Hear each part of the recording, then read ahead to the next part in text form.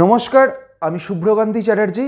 আমার YouTube channel celestial ইনবক্সে প্রথমেই আপনাদের সকলকে স্বাগত জানাচ্ছি।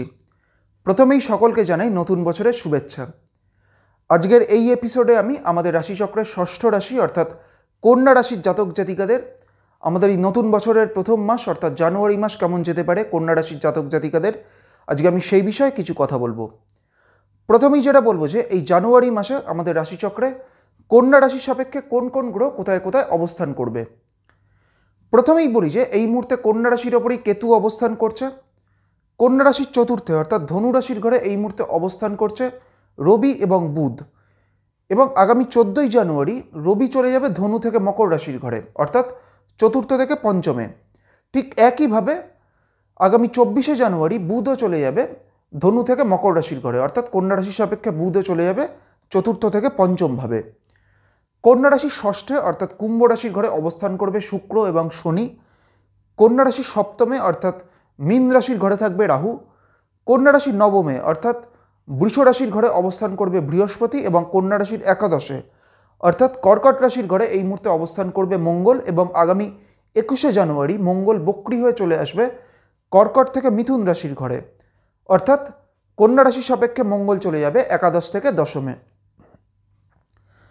প্রথমেই বলি যে কন্যা রাশির জাতক জাতিকাদের স্বাস্থ্যগত দিক থেকে এই জানুয়ারি মাসে কিন্তু গলায় কোনো ধরনের ইনফেকশনজনিত কোনো সমস্যায় ভোগার একটা প্রবণতা থাকবে এবং এর পাশাপাশি কন্যা রাশির জাতক জাতিকাদের কোমরের নিচের কোনো অংশে বিশেষ করে পায়ে কোনো ধরনের ব্যথা পাওয়া বা কোনো ধরনের চোটাঘাত লাগার কিন্তু একটা সম্ভাবনা এই সময় থাকবে। সেই দিক থেকে কন্যা রাশির জাতক জাতিকাদের কিছুটা সতর্ক থাকতে হবে। কন্যা রাশির জাতক জাতিকাদের এই জানুয়ারি মাসটা কিন্তু আর্থিক দিক থেকে একটা স্টেবিলিটি থাকবে, তবে মাসের শেষ দিকটা থেকে কিন্তু আর্থিক খরচ কিছুটা হলেও বাড়বে। কর্মজীবনের দিক থেকে কন্যা রাশির জাতক জাতিকাদের এই জানুয়ারি মাস একটা অত্যন্ত ভালো সময়। কর্মজীবনে উন্নতির একটা সম্ভাবনাও এই সময় থাকবে এবং কন্যা রাশির যারা ব্যবসা করছেন তাদের ক্ষেত্রেও এই জানুয়ারি মাস কিন্তু একটা সামগ্রিকভাবে ভালো সময়।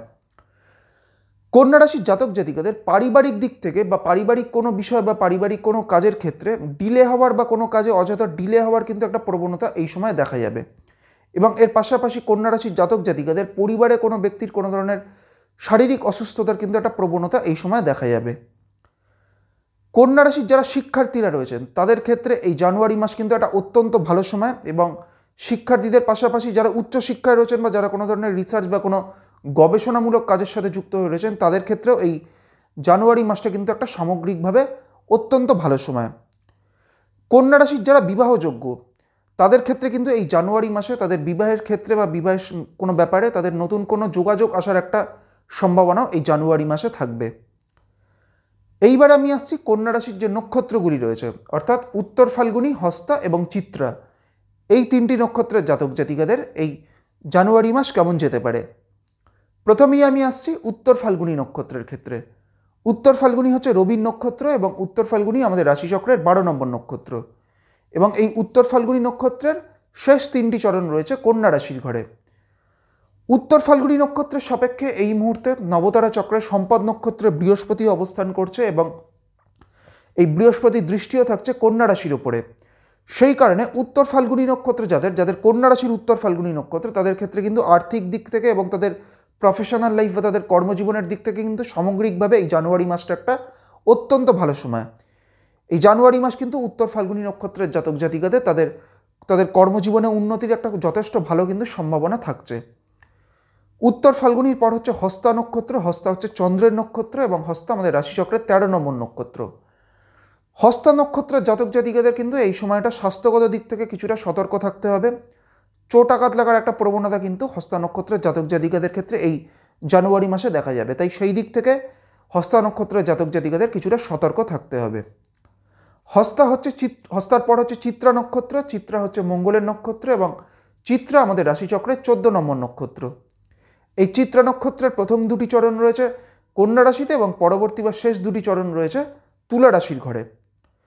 চিত্রা নক্ষত্রের জাতক জাতিকাদেরও কিন্তু স্বাস্থ্যগত দিক থেকে এই সময়টা বা এই জানুয়ারি মাসটা কিছুটা সতর্ক থাকতে হবে। বিশেষ করে কোমরের নিচের কোনো অংশে পায়ে কোনো ধরনের চোটাঘাত লাগার কিন্তু একটা প্রবণতা এই সময় চিত্রা নক্ষত্রের জাতক জাতিকাদের ক্ষেত্রে দেখা যাবে, তাই সেই দিক থেকে চিত্রা নক্ষত্রের জাতক জাতিকাদেরও কিছুটা সতর্ক থাকতে হবে। তবে চিত্রা নক্ষত্রের জাতক জাতিকাদের আর্থিক উন্নতি এবং তাদের কর্মজীবনে উন্নতির কিন্তু একটা যথেষ্ট ভালো সম্ভাবনা এই সময় বা এই জানুয়ারি মাসে থাকবে।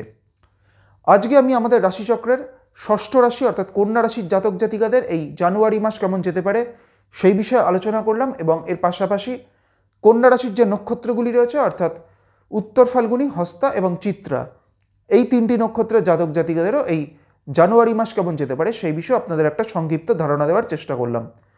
পরবর্তী ভিডিওগুলির মাধ্যমে আমাদের পরবর্তী যে রাশিগুলি রয়েছে সেই রাশিগুলির জাতক জাতিকাদের এই জানুয়ারি মাস কেমন যেতে পারে সেই বিষয়ে আলোচনা করব।